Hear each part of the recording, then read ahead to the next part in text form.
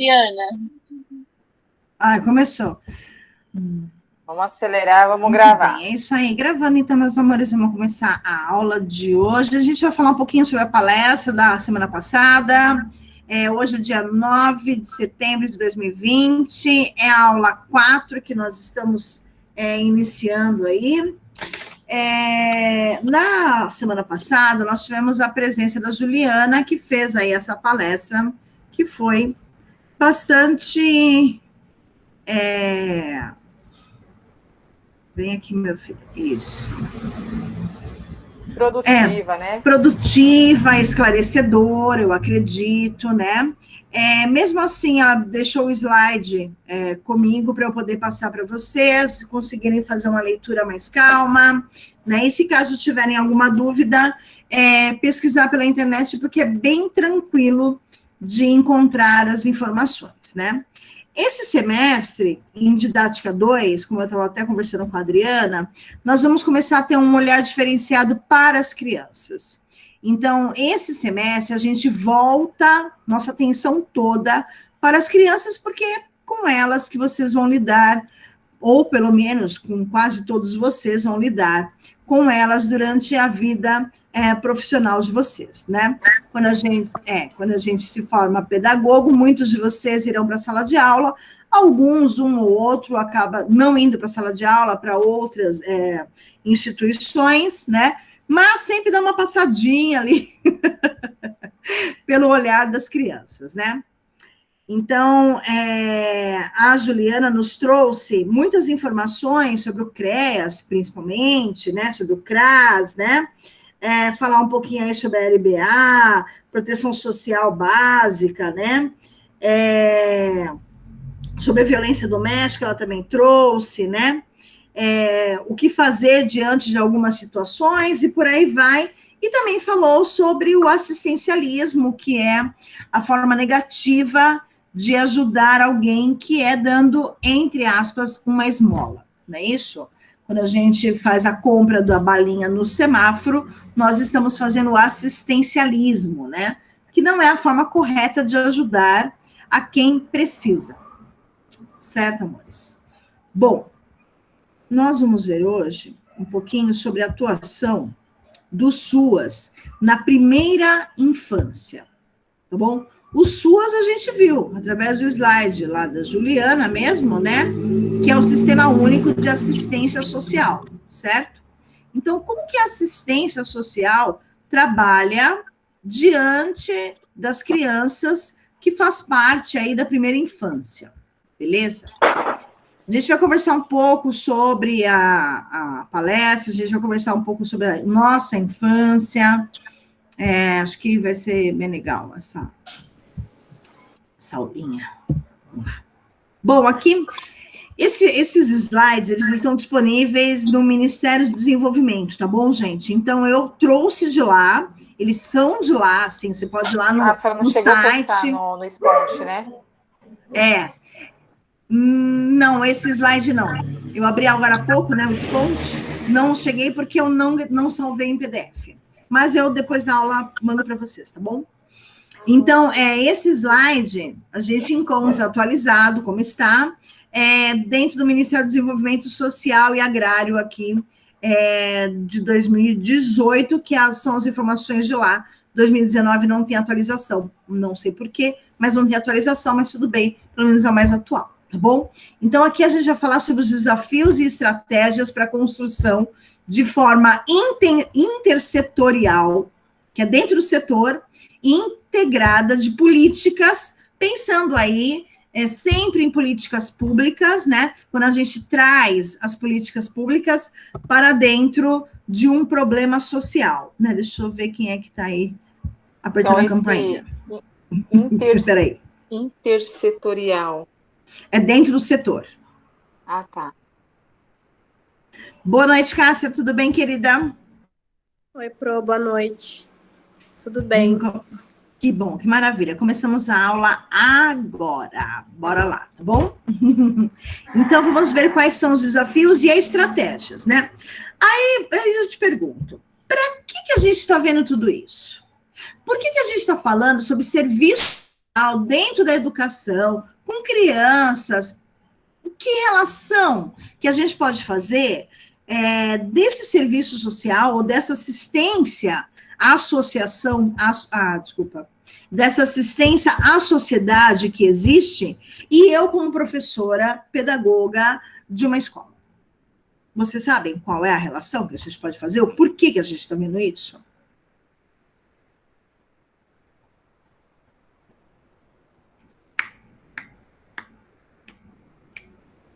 Qual a relação do quê, professora? Do serviço social, da assistência à sociedade para com a educação. Que relação que a gente está fazendo? Por que vocês estão aprendendo sobre CREAS, CRAS, sobre serviço social, né? Se vocês deveriam estar vendo alguma coisa relacionada à escola, né? Que relação, então, eu estou fazendo para estar aqui, a assistência social dentro da educação? 8 horas. Eu acho que é referente a saber quando a criança precisa, né, desse serviço, que nem conselho tutelar, para você saber quando a criança está precisando, para você poder fazer uma denúncia, né, se for preciso. Mas muito bem, também. Quem mais vai falar? Aonde você pode ir atrás? Eu olho desse moleque. Aonde você pode ir?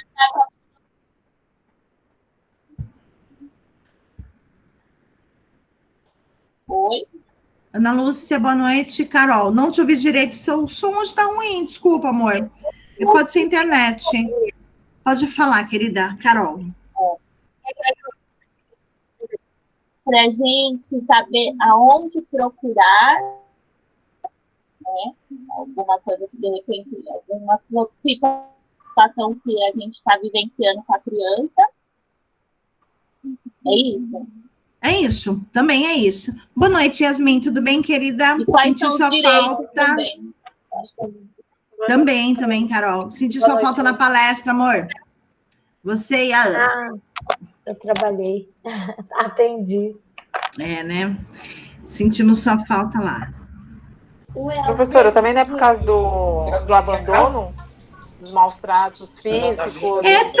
Também, né? É porque, assim, todo professor ou professora, né, eles têm que saber aquilo que o aluno precisa, onde tem que recorrer, até para as famílias mesmo. Então, por isso que a gente tem que estar a par do assunto, né? Aonde procurar, o que indicar.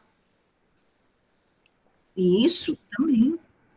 Isso poder dar mesmo, assistência, né? A gente sempre pensa de que os nossos alunos não terão problemas nenhum, né? E é um erro pensar dessa forma, porque, na verdade, são famílias distintas da nossa, ainda bem, e cada um dentro do seu dinamismo, dentro da sua cultura, né, inserida ali naquela cultura que existe, e essa cultura pode ser uma cultura violenta, por exemplo, né? Nós não vamos dar aula apenas no particular, lá em Alphaville, onde quase não tem problema, ou os problemas que tem são outros, né? É claro que a gente também não pensa em dar aula num lugar, no pior lugar que existe, né? Mas, se caso precisar, por uma questão de necessidade mesmo financeira, nós iremos sim, por que não, né? Porque a gente também precisa fazer essa distinção entre uma escola e outra e saber exatamente com que tipo de aluno que a gente está lidando. Não para nós menosprezarmos, desprezarmos, diminuirmos ou qualquer outra coisa parecida com exclusão, né? Mas exatamente o oposto, a inclusão dele, né? E a inclusão dele, a inserção dele na sociedade de forma saudável. Saudável fisicamente, psicologicamente, moralmente, eticamente falando, tá? A instituição família, ela é muito distinta. É só nós pensarmos num domingo entre vocês, por exemplo. Cada casa trabalha de uma forma, tem o dinamismo no seu domingo, por exemplo, né? Cada um tem o seu jeitinho, né, de lidar. E cada um também sabe lidar com a forma de proteção em relação às crianças que existem dentro de cada família, né? E lidar com elas. É que a criança, como eu sempre digo, ela não vem com bula. Então, para saber lidar com as crianças, ela é difícil para quem nunca teve acesso a outras crianças, né? Agora, se eu tive irmãos pequenos, tive que cuidar dos irmãos pequenos, quando eu tiver um filho, ou quando eu estiver dentro de uma sala de aula como professora, pode ser que fique mais fácil. Pode ser. Mas também são outros problemas. O serviço social, a assistência à sociedade que existe, ela é bastante ampla, como vocês viram a Juliana falando. A questão é que as pessoas nem sempre sabem dos seus direitos, né? E nem dos seus deveres. Porque a gente fala muito de direito e fala pouco de dever. Quando a gente falou do ECA, por exemplo, a gente viu muita coisa interessante, né? E nós vimos ali, sim, dos direitos. E nós vimos também do dever, que eu acho importante realçar. Nós vimos também de que a criança ela pode ir para uma fundação casa, onde ela é muito bem cuidada, como nós vimos naquela reportagem. Lembra que a gente assistiu aqui? Foi na aula retrasada, né? E aí eu mandei para vocês 2 vídeos que era do Profissão Repórter, se eu não me engano é isso, né? De um outro canal, que eu não sei agora, acho que é o 7. É o 7. E aí, então, já é um pouco diferente a situação, né? Que a criança, ela também pode ser inserida dentro de uma fundação casa, assim como ela pode ser inserida dentro de um abrigo. Assim como ela pode ser inserida dentro do SAICA.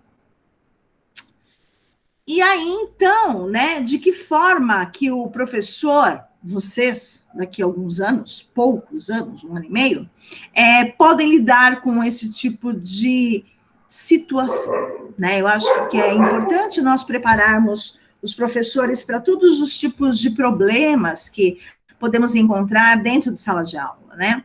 A gente sempre fala dos problemas ruins, porque problema, se fosse bom, não seria problema o nome, né?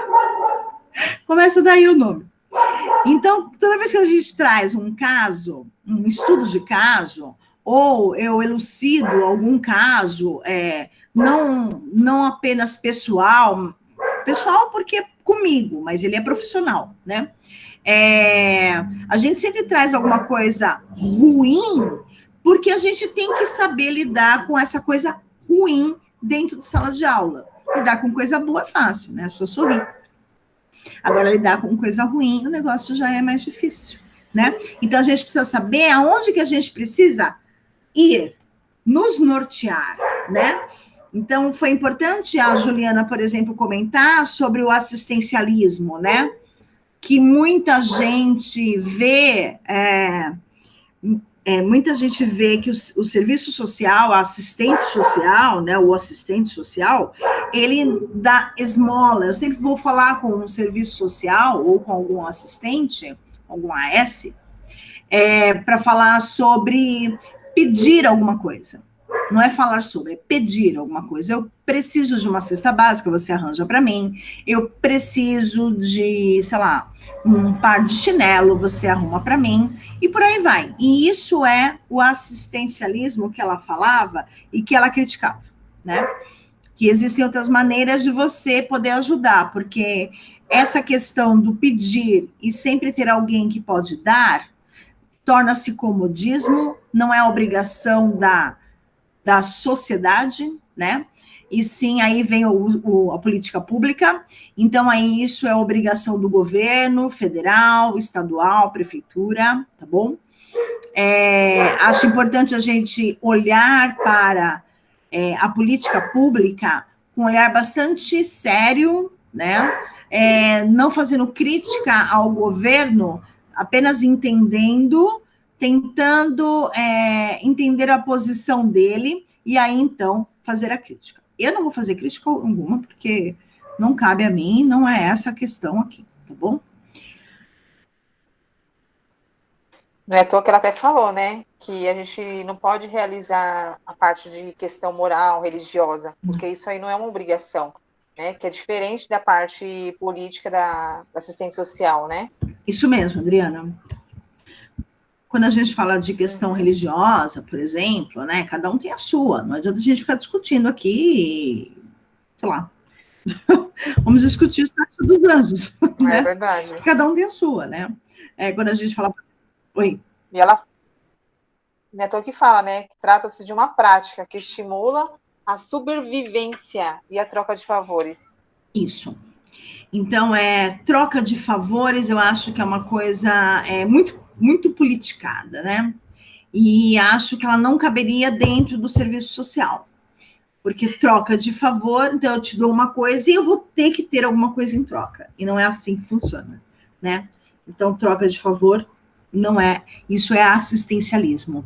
É o que a gente estava falando, acho que logo no final da palestra, até sobre aqueles... os vereadores, por exemplo, agora a gente vai encontrar um monte de vereador, candidatos a vereadores, né, por conta das eleições. Esse vereador que vai na porta da sua casa de repente, ou que vai fazer sei lá, vai passar de carro pela sua rua falando, que ele diz que é do seu bairro, é bem provável que seja aquele cara que um dia apareceu um buraco na sua rua, e todo mundo resolveu reclamar, assim, um vizinho conta para outro, nossa, que buraco, nossa, gente, que absurdo, olha esse buraco, nossa, o que a gente tem que fazer? Aí alguém aparece e fala assim, eu vou ligar para a prefeitura, eu vou resolver esse problema, tá bom? Aí então o Zé aparece lá e fala, eu vou resolver esse problema, eu vou ligar na prefeitura. E aí ele liga na prefeitura, ele vai até a prefeitura, com foto tirada, ele conversa com todo mundo lá, ele já tem uma segunda intenção, não é a primeira não, de arrumar apenas o buraco. A intenção dele já é uma outra, né? É uma intenção política. Então é o cara que vai ajudar o bairro, sempre pensando de que aquele bairro vai elegê-lo para vereador, ou pelo menos elegê-lo como conselheiro do bairro, ou como conselheiro tutelar, que vem depois, né? Eu não sei no bairro de você se existe esse conselho de bairro que tem. Não é conselho de bairro que eles chamam, Meu Deus do céu, comissão de bairro, não é... Me ajudem, meninas. Entendi. Como que é a colocação que a senhora falou? Então, quando as pessoas se unem para falar sobre o bairro, eles fazem um conselho ali, uma reuniãozinha, para falar as melhorias que poderiam ter naquele bairro. Uma praça... Não é um mutirão, né? Não é mutirão, porque mutirão é pegar no batente, né? E mutirão é CDHU. Enfim, bom, mas pensando que esse Zé aí, ele foi até a prefeitura, depois de alguns dias a prefeitura foi lá e arrumou o buraco, ele estava no dia, ele conversou com os rapazes, conversou com os vizinhos, e já fez aquela boa vizinhança, né? Olha, então, não, eu fui lá, eu que falei, imagina, gente, eu ia deixar assim, esse buraco aqui atrapalhando todo mundo, que é isso, eu fui lá na prefeitura, eu falei com fulano, falei com cicrano, beltrano, e aí, então, o cara fica conhecido, e qualquer problema que apareça no bairro, você não vai comentar já com o seu vizinho, você vai comentar diretamente com esse cara, com o Zé. O Zé fica conhecido. Não é protesto, baixo-assinado, não é nada disso, né? Não, vai aparecer na minha cabeça uma hora. Associação, professora? Associação de bairro, muito obrigada, querida aluna. Oh, aí, Helena! Associação de bairro, isso mesmo. No meu bairro, não sei nem se tem, mas eu acredito que nos bairros tenham, né? Eu acredito que aqui tenha, mas, assim, não faço parte do movimento, não. No seu tem? Muito bem. Enfim, eu não sei por que eu não vejo nada aqui. Devem ter medo, né? Bom, e aí, então, meninas, esse Zé, ele acaba aparecendo de alguma forma. O que vai acontecer com ele é uma inserção na sociedade, e aí ele pensa em um cargo hierárquico. O que viria depois de um simples ajudante no bairro? Associação de bairro. Então, ele faz parte como presidente da associação do bairro. É ele que vai lá, que vem. Só que a associação de bairro, ela está ligada diretamente à política. Tá bom? Então, tem tudo isso. E aí, de repente, ele se torna um candidato a vereador, e como ele é muito conhecido no bairro e querido, ele resolveu todos os problemas, ele acaba ganhando como vereador e esquece de onde veio. É o que acontece, a gente sabe disso, né? Isso independente do partido, tá bom? É o que acontece com assistencialismo. Esse cara, ele não faz parte de um serviço social, né? Ele não orienta, né? Ele vai lá e resolve como se fosse uma moeda de troca mesmo. Porque enquanto eu arrumo o buraco da sua rua, você me dá um voto. E não é um só, né? Porque a sua família tem pelo menos 5 pessoas. São 5 votos. E por aí vai, entendeu? Então, isso é uma moeda de troca, eu diria. E isso são os favores que a gente estava falando agora há pouco. Certo, amores? Entenderam essa parte? Vamos lá. Tem algumas coisas. Sim. Maravilha. Tem algumas coisas aqui que a Ju comentou e que alguns dos slides eu vou pular porque foi comentado de forma bastante demasiada, tá bom? A gente viu aqui sobre esse serviço que existe, né, do SUAS, né, em relação à organização de nível de proteção. Qual que eu vou proteger primeiro? Quais são os programas e serviços que existem e benefícios, né? Então, quando a gente fala de proteção social especial, de alta complexidade, a gente vai pensar em, cara, muita coisa ruim, não é verdade? Porque se eu estou falando de uma proteção especial, de alta complexidade, então eu estou falando de alguma coisa assim, extremo mesmo, o negócio está muito feio. Quem que a gente vai pensar ou em que situação estará essa pessoa para ter essa proteção especial de alta complexidade? Violência intrafamiliar, a gente vai falar sobre isso. Abandono e situação de rua e calamidade pública. Vamos lá, perguntinha básica. Nós estamos fazendo parte de uma calamidade pública nesse momento de Covid-19? Você sabe? Sim. Foi uma pergunta ou foi uma resposta? Esse sim, foi uma pergunta ou uma resposta? Foi uma resposta, sim.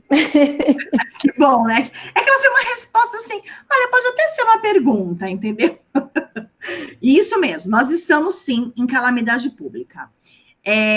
A gente vai ver também sobre o que é calamidade pública, vocês vão pesquisar também sobre calamidade pública, que é uma das questões da atividade, tá bom? Mas calamidade pública é quando atinge de forma direta famílias, tá bom? Forma direta é morte que a gente está falando, tá? Então, nós estamos em calamidade pública. Quando acontece a calamidade pública, tem que ser acionado o governo federal. Tá bom? Quem decreta... Calamidade pública é quando atinge... alguma família diretamente. Que é a morte. Não importa se é da periferia, não importa de onde seja. Atingiu... Atinge... Exatamente. Por exemplo, chuva. Choveu demais, casas foram derrubadas porque caiu o morro, enfim. Aconteceram mortes? Sim. Muitas mortes? Não. Foram 2, mas se tornou uma calamidade pública. Então, eu vou precisar. Brumadinho, calamidade pública, total. A cidade foi abaixo. Total, calamidade pública. Da onde que vem? Tá, calamidade pública. Quem decreta, quem diz se é ou não, é o governo do estado, tá bom? Aí, então, ele fala assim, gente, é calamidade pública. Que nem a Samarco também, né? Que aconteceu também em Minas Gerais, a barreira que foi rompida. Também é calamidade pública. Também calamidade pública. A gente vai chegar em algumas outras situações. Que a gente sempre fala de Brumadinho, daquele desmoronamento absurdo, né? Mas não só. Enchente, inundação, vendaval, terremoto, que não tem aqui, mas terremoto, se tiver... tsunami. Nos Estados Unidos, por exemplo, né? Que tem muitos terremotos, ou que tem tsunamis, por exemplo, calamidade pública. Bom? Mas vocês vão fazer a pesquisa, porque eu quero que vocês entendam a fundo. Eu não quero ficar falando muita coisa, senão eu vou dar a resposta que eu não quero não. E aí, então... Não, vamos assim, a gente tem dúvidas, vamos esclarecer. Não tem os slides aqui com resposta.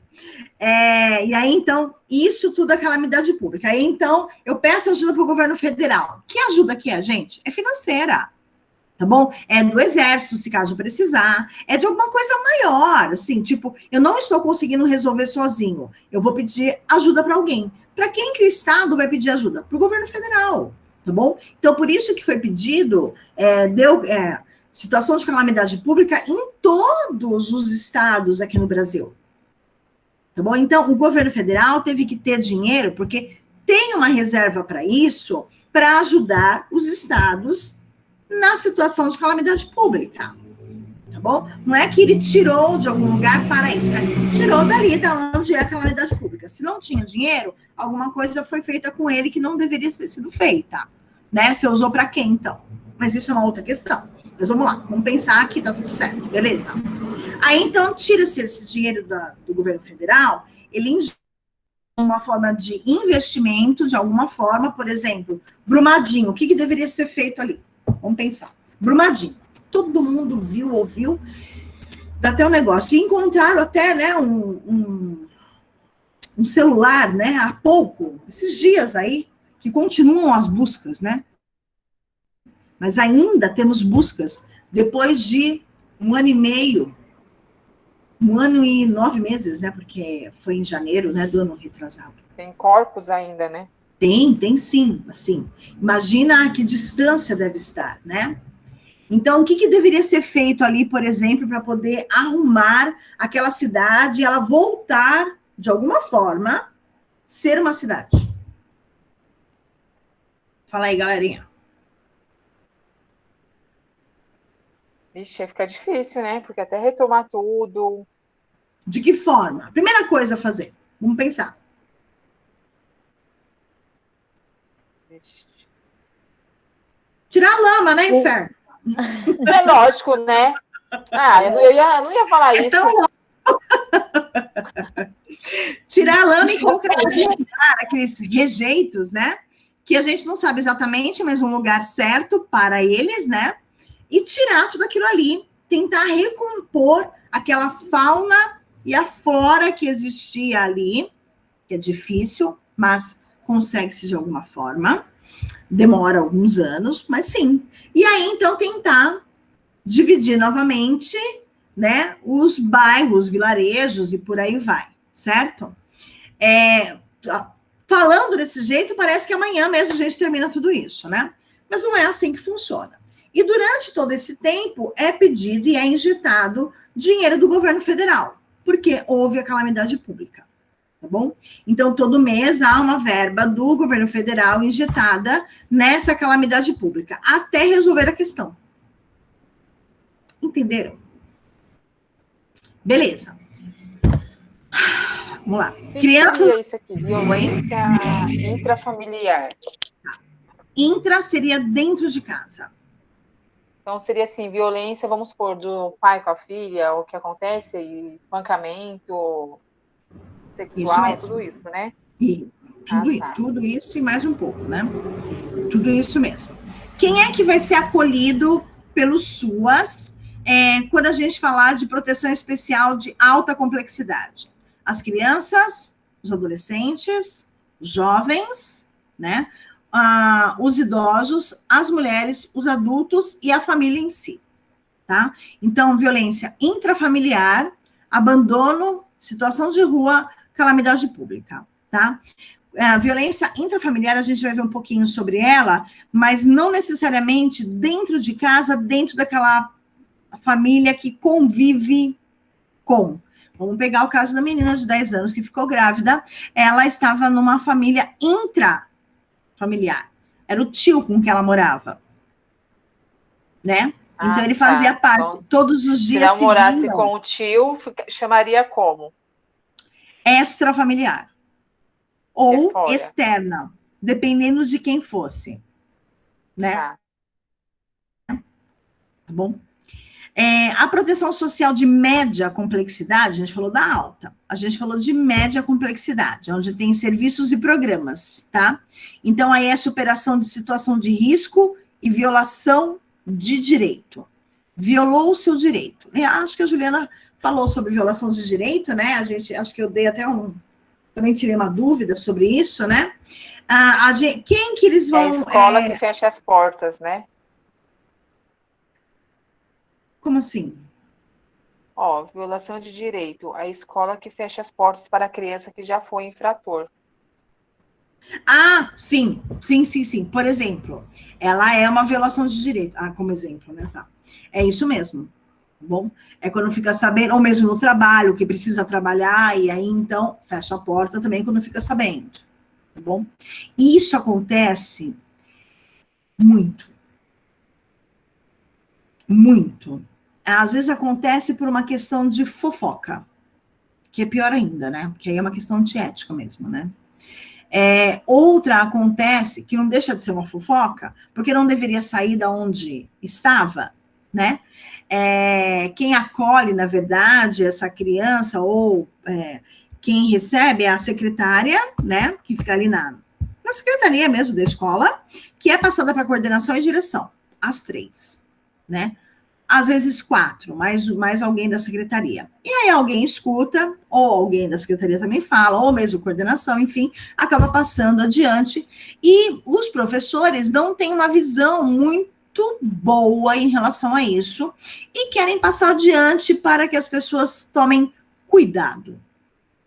Esse é o grande problema, né? Na verdade, a gente teria que ter muito mais cuidado com essa pessoa. Mas aí não deveria, né, Pro? Porque a gente já não estuda para aprender, não é? Tipo, a gente já está aprendendo sobre isso, aí a gente vai fazer.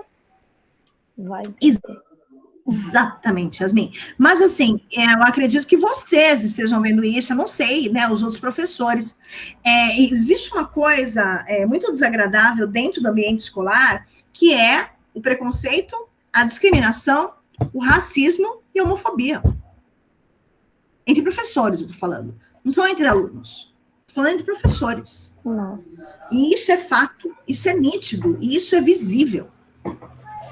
Isso é visível desde que você escuta, por exemplo, eu fui fazer a entrevista com um candidato, e esse candidato tinha um quê afeminado, e para tirar minhas dúvidas se ele era ou não, eu pedi para ele fazer uma aula experimental.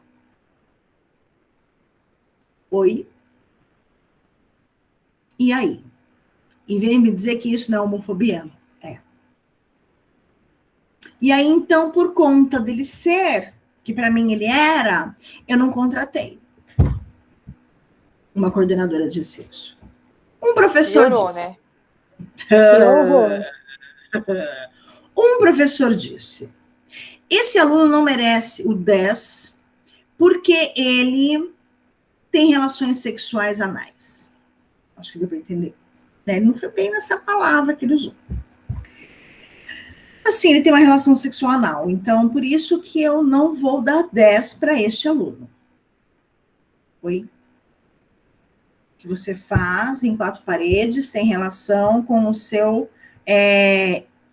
com a sua inteligência, com o seu cognitivo. É isso.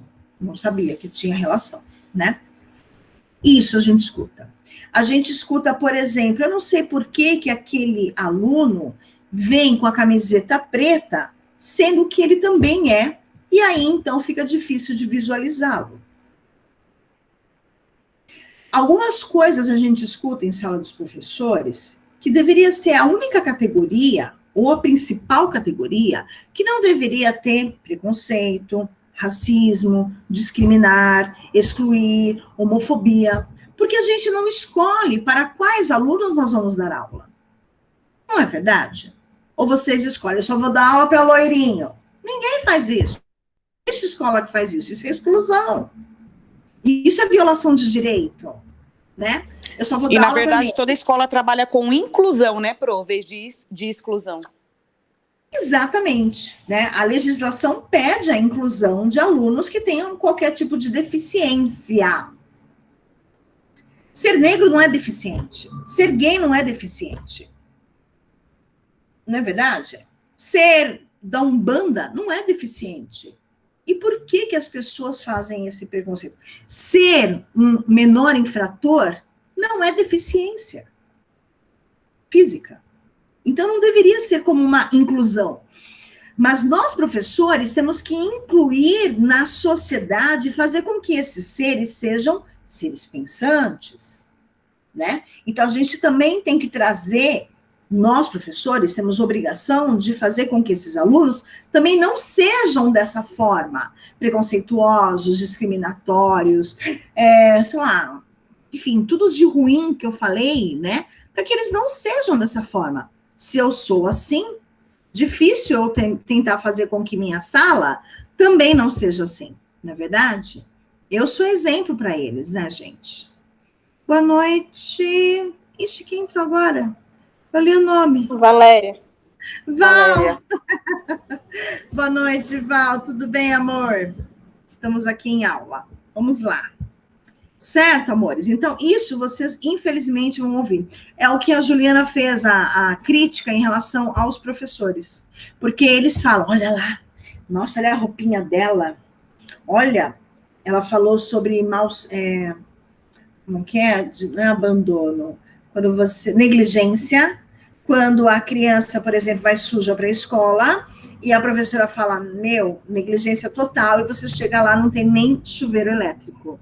Então, você entende o porquê que a criança não vai de banho tomado, o cabelinho dela está sempre cebadinho, né? As unhas sujas, porque ela não tem água em casa.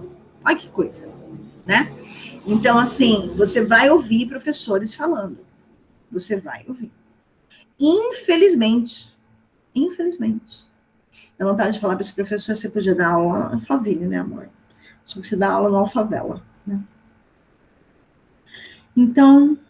é o que tem para hoje, certo? E assim, antes de ser qualquer rótulo, né, são pessoas, que é o que a gente tem que pensar sempre. São pessoas que têm seus problemas como você também tem, né? Eu também tenho. Então, não dá para ser dessa forma como eu disse para vocês e narrei para vocês. Isso é, sim, uma forma de barrar, de violar a legislação, o seu direito, né? Não deixa de ser não, tá bom? Quando a gente fala de proteção social de média complexidade, aí a gente vai falar sobre famílias e indivíduos, tá bom? Violência intrafamiliar novamente, abuso e exploração sexual, trabalho infantil, situação de rua e mais algumas outras coisas. Bom? Então, olha aonde já mudamos aí, certo? Alta complexidade, média complexidade. A partir da média complexidade, a gente já vê aí a exploração sexual e o abuso, tá bom? A gente vai ver a diferença entre abuso, exploração e estupro, tá bom? Proteção social básica é o básico, então apoio, empoderamento e inclusão social. Vocês sabem o que é empoderamento? Não, Não. É poder, professora? Isso, é dar poder. Mas vamos ver sim. Vamos ver uma definição.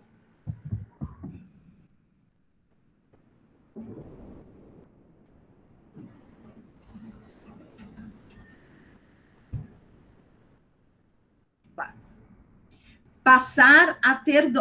Não, esse é do Dício. É o Dício. Aqui.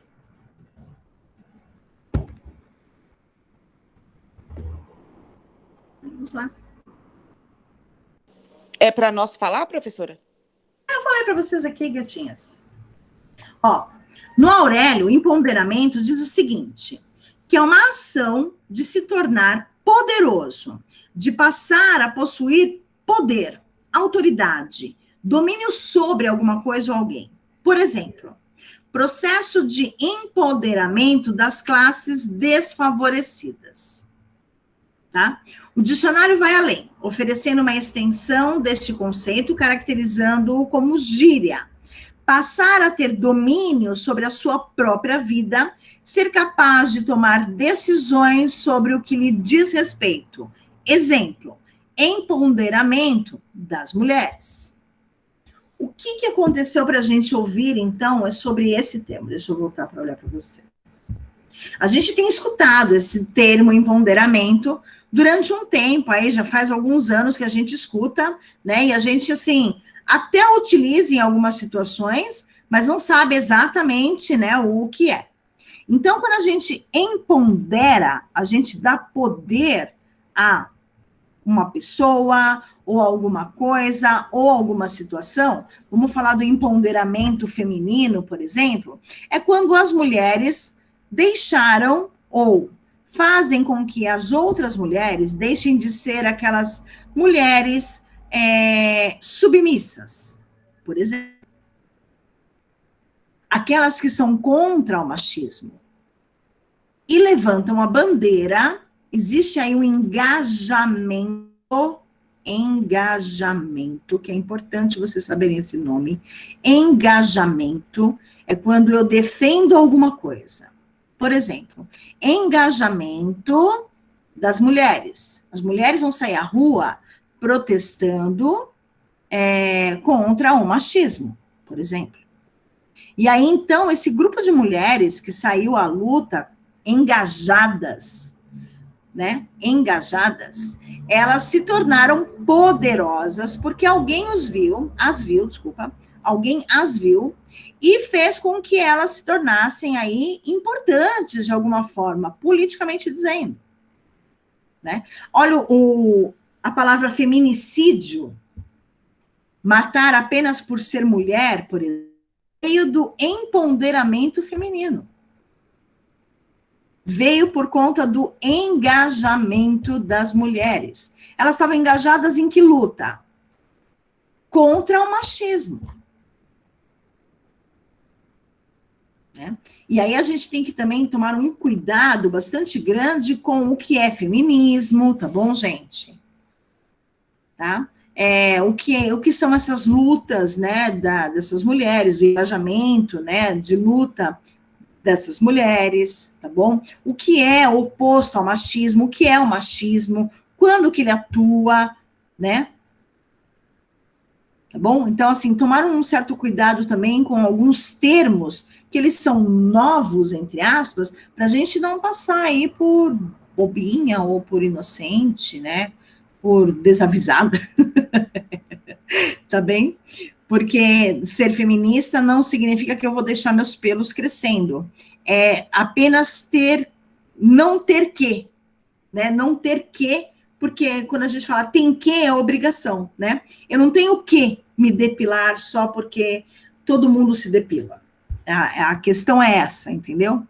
Eu não tenho assim, né? Eu não tenho que me depilar porque eu sou mulher, né? Isso mesmo, Adri, isso mesmo. Eu não tenho que estar bonita o tempo todo só porque sempre foi assim, porque as mulheres eram assim, né? Eu não tenho que cozinhar só porque eu sou mulher, né? E essas obrigações sociais, porque ela vem desde quando o mundo é mundo, esse é o problema. E ninguém bateu de frente, né? Por que eu tenho que fazer isso só porque eu sou mulher?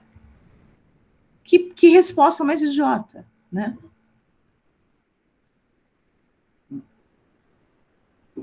Vamos voltar lá. Estão entendendo, amores? Sim. Sim, Pro. Então, esse termo que a senhora falou, de eu não tenho o que, faz parte do empoderamento, né? Faz parte dessa luta. Não do engajamento. O engajamento, ele defende algo. Isso, ele defende o não ter que. O engajamento que defende o não ter que. Ah, tá. Então, eu não tenho o que, é o engajamento. Ele defende. Exatamente. Exatamente. Ah, tá. A parte do empoderamento é dar poder a algo. Isso. Tá. Por conta de um engajamento, né? Por conta de uma luta, né? O engajamento então, assim, aí... Eu dou poder a algo por causa de um engajamento. Sim, sim. Ah, tá. Por exemplo, estamos engajadas nós todas aqui em ter 3 avaliações. Um exemplo. Então, nós vamos nos unirmos, porque não é apenas uma, tá bom?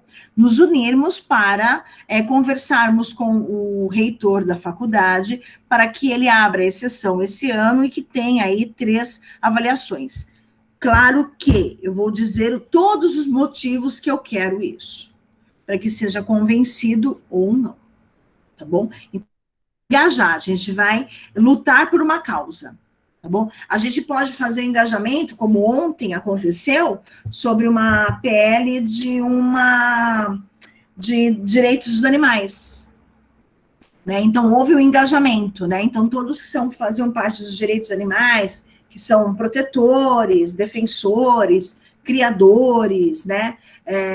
Ou mesmo cachorreiros e gateiros, como eles se classificam, né? Que não deixam de ser protetores, eles estavam juntos, engajados, a favor de uma PL que ia ser aprovada ontem no governo e, infelizmente, não foi. Tá? Não é porque foi engajado, empoderado, de que houve uma resposta positiva. Né? Isso mesmo. Isso mesmo. Tá bom? Tá. Certo. Obrigada. Vamos lá. Imagina, que é isso? Então, a proteção básica, ela traz serviço, programas e benefícios para, aí vem, o empoderamento, a inclusão social e o apoio, tá bom? Famílias em situação de pobreza e vulnerabilidade social. Então, Bolsa Família e o BPC, que é o benefício de proteção... Ai, quantas siglas, gente, se vocês soubessem... Bolsa Família. Ela falou. Ai, eu lembro de ter visto isso. BPC. Ah, Adriana, você não me perguntou sobre BPC?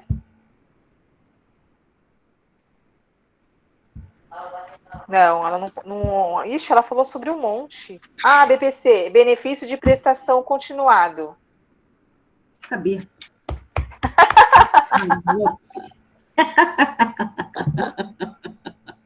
Vamos lá. Isso aqui a gente viu, na verdade, com a Juliana, tá bom? Então, o CRAS, quem ele atende, quem ele não atende. Eu acho que vocês já viram isso, que é bastante importante, né? Então, CRAS, famílias com situação de pobreza e vulnerabilidade. CREAS, famílias e indivíduos em situação de risco social. Aí ela diz que o CRAS é a UBS e o CREAS seria o hospital, né? Que a gente entra aí com o CREAS é algo mais... Quem foi que bateu? Acaba ficando algo confuso, né? Entre o CRAS e o CREAS. Minha filha, nem me fale. É assim, Centro de Referência à Assistência Social, né? E Centro de Referência Especial da Assistência Social, acho que é isso. Eu já me perco também nessa parte, que é muita coisa. Mas vamos ver a parte de assistência social e a primeira infância, que é importante. Mas deixa eu ver uma outra coisa antes. Aqui. Isso aqui que eu quero que vocês prestem atenção, que quando a gente fala de criança na primeira infância, eu acredito que vocês já tenham tido essa parte com a Elaine ou com a Amandinha. Primeira infância é onde a gente tem a criança de 0 a 3 anos, mais ou menos, tá bom? Então, tem a criança, e em torno dela, primeiros contatos, vem a família, tá bom? Depois da família, o segundo contato vem a comunidade, a sociedade. E aí, então, vem o restante, o mundo. O mundo, a gente diz, por exemplo, escola, clube, tá? E outras coisas, tá bom? Então, a criança, na primeira infância, o que a gente vai considerar aí, na verdade, é a família e o contexto de vida dela. Então, qual é o dinamismo dessa família? Tá? Que é importante a gente olhar. Quando a gente fala de criança de 0 a 3 anos, como a gente já viu ano passado, não é isso, amores? 0 a 3 anos, isso mesmo. Deixa eu voltar a esse slide que é importante. Bom, vamos lá, então. Quando a gente fala de primeira infância, a gente está falando dessas crianças que têm uma dependência bastante grande, né, de quem está ali ao lado dela. Quem está ali ao lado dela, dessas crianças, primeiramente, família. Quando a gente fala de família, a gente vai pensar primeiramente em mãe. Os pais, né? Isso, mas muito mais mãe, né? Que é a mãe que dá de mamar, a mãe que troca, né? Existe esse papel bastante feminino, né? E também existe a ajuda do pai da criança, marido, enfim, sei lá, do pai da criança, em relação a esses cuidados, né? Que bom, né? Algumas situações não existem. A gente também tem que pensar nisso, né? De que, de repente, a mãe solo, não mãe mais solteira. Ouviram isso? Acho que vocês perceberam que ela falou mãe solo. Mãe solo. Vezes. Não existe mais o termo mãe solteira. Porque não é porque ela é solteira que ela é mãe, não é porque ela é casada que ela não é mãe, entendeu? Porque uma coisa não depende da outra para acontecer. Certo? Não é verdade? Não depende disso. Verdade, Pro. Eu posso ser casada e não ter filhos, e eu posso ser solteira e ter uma porrada. Não tem nada a ver uma coisa com a outra, certo? Então, mãe solo é o termo correto para ser utilizado agora, tá? De uns 2 anos para cá, é que a gente não escuta muito porque a gente não é dessa área, e a gente ainda não está inserida, vocês, né? Não estão inseridos ainda, né? Por isso, então vamos lá. Então, os primeiros anos aí, existe a dependência da criança, do ambiente que ela vive e daquelas pessoas que cuidam dela, tá bom? Então, o que tem aqui nessa parte? Na verdade, ela está muito mais vulnerável a situações que acontecem dentro desse dinamismo. Por exemplo, violência entre os pais e com a criança e afastamento deles também, tá? Então, é a primeira agressão ou violência que acontece. Então, quando os pais brigam na frente das crianças, ou quando os pais brigam com a criança, ou então quando há o afastamento desses pais, de quem essa pessoa, essa criança é cuidada, ao afastamento delas, tá bom? É a primeira, na verdade, marca de violência que existe numa criança, tá bom? Quanto mais precoce, mais intensa forem essas ocorrências, mais graves poderão ser as consequências para a criança, se cuidados substitutivos de qualidade não forem assegurados. Então, vamos lá. Vocês viram em psicologia. Nós somos um pendrive em branco, que são acrescentadas informações, características, moral, ética, pode, não pode, violência, carinho, comida, tudo aqui na criança, no pendrive em branco, né? E aí, então, eu vou coletando, a criança vai coletando essas informações e ela vai digerindo essas informações com o passar dos anos, né? E isso daqui fica gravado na memória dela de alguma forma, positiva ou negativa, que pode vir e virá refletir mais para frente, tá bom? Vocês viram isso em psicologia de desenvolvimento infantil, certo? Bom, para além dessas necessidades básicas de sobrevivência, né, existem os vínculos afetivos e de confiança. Com quem que essa criança vai ter vínculo afetivo e de confiança? Com os pais, com os avós, com os tios, tá bom? Precisa ter. E aí, para ter essa confiança, esse vínculo afetivo, nada melhor do que a brincadeira com a criança faz com que ela se sinta segura. Observe, por exemplo, crianças de 5, 6 anos, quando você coloca numa quadra ou numa sala com crianças desconhecidas, elas são tímidas de começo e depois vão se soltando, porque elas vão se sentindo seguras. Tá bom? A pior coisa que existe para uma criança é não confiar no adulto. Não quebre a confiança de uma criança. Ter medo, né? Total insegurança na vida e por muito tempo e desencadear algumas patologias bastante graves. Tá bom? Então, os pais, que são essas pessoas mais próximas aí, elas são extremamente responsáveis por muitas patologias que podem desenvolver mais para frente. É o que Freud falava. A culpa é sempre da mãe. Mais ou menos isso, ele dizia. Mas observe, se a mãe é Não é cruel só com Freud o filho... dizia, né? Hoje em dia, qualquer coisa que acontece é culpa da mãe. Não, eu estou falando de forma bastante científica, Adri. Uhum. Tá? Não minha vizinha disse. Estou falando de forma bastante crítica científica, porque senão a gente fala que tudo é culpa da mãe e a gente, né, coloca o chicote aqui atrás. Não é isso, né, que a gente consegue digerir e resolver essas questões, né? Sim. Mas a gente está pensando aqui desses vínculos afetivos, quando eles são quebrados, o que acontece? E de que forma que a gente cria vínculo afetivo com a criança? Brincando com ela, né? E aí a gente cria esse vínculo afetivo e essa confiança, que é a coisa mais importante que a gente precisa dar aos nossos filhos, alunos, no caso, né? E crianças que estão à nossa volta, tá bom? Isso faz parte do processo de primeira infância, né? Essa brincadeira, né? E essa exploração aí do ambiente também, onde eu mostro onde você mora, onde você dorme, andar pela casa, mostrar o que tem, o que não tem, que não deixa de ser uma leitura de mundo que você está fazendo para a criança, tá? A família é o principal núcleo de referência da criança na primeira infância. Quem você mais gosta? Pai, mãe? Vó, avô? Bom? Pergunta besta que você faz e você sabe a resposta, né?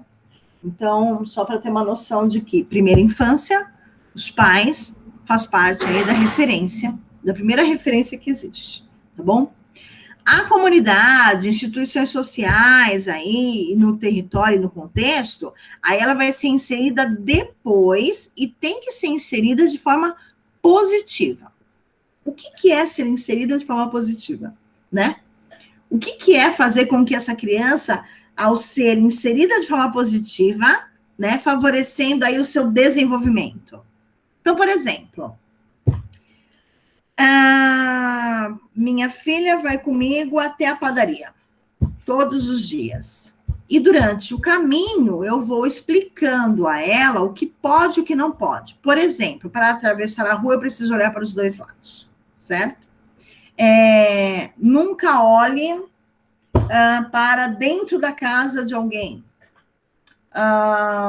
Não pare para conversar com desconhecidos.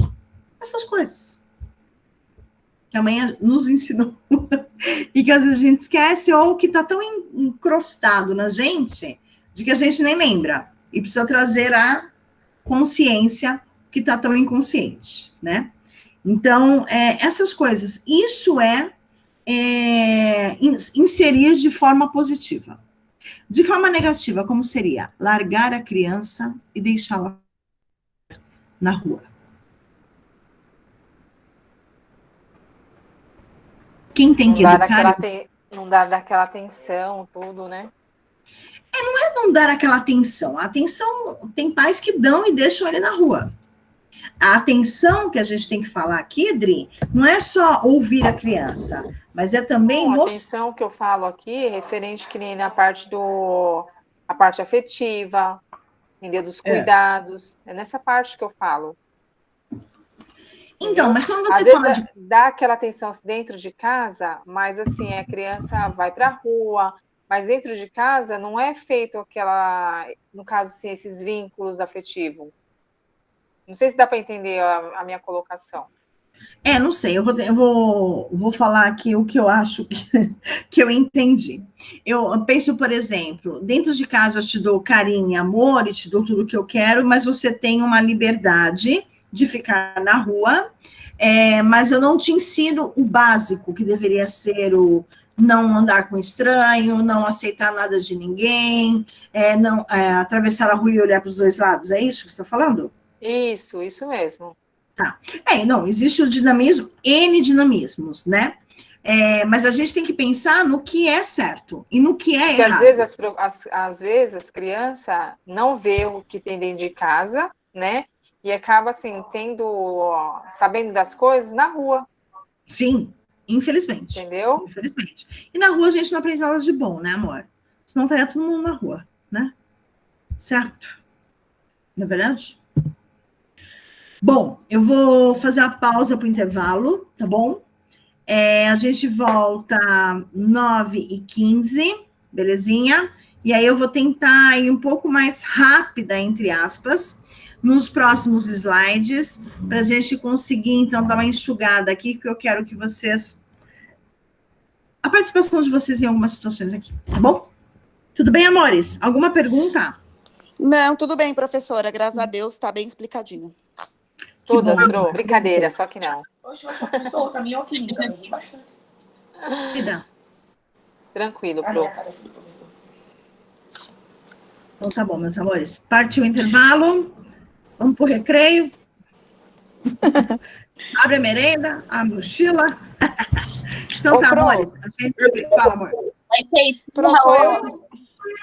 Oi, Fá. Pode falar, Carol. Perguntei se vai ter esfirra hoje.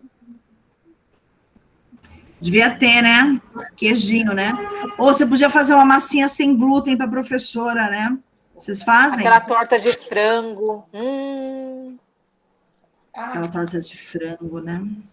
Nossa. Ficou na memória, hein? Ia, fala pra avó voltar pra casa. Não dá pra ficar sem a avó. Amanhã eu vou visitar a avó. Vou pro Mato Grosso. Ai, que delícia! Você vai para Mato Grosso, Yasmin? Vou amanhã. Mentira, Yasmin. Ô, gata, você esqueceu que sexta-feira é meu aniversário, amiga? Você vai me abandonar? Olha lá, Pro, tá vendo? É só essas coisas, tá vendo? Viu? Isso porque ela falou que era distanciamento social com a Covid, não ia convidar ninguém. Acabou de se entregar, caiu na mentira. Não, Pro, mas ela é minha vizinha. Pergunta pra ela. Ela foi também lá na cantar parabéns pra minha irmã. É mesmo? Então tá bom, né? Mas ela vai para Mato Grosso, não vai para o seu aniversário, não. Dane-se. Nossa, Ô, Pro. Oi, tô gravando, Mas fala. ela cuida do marido. O marido vai ficar, ele vai. Aí ela olha ele pra mim. Pode deixar, filha.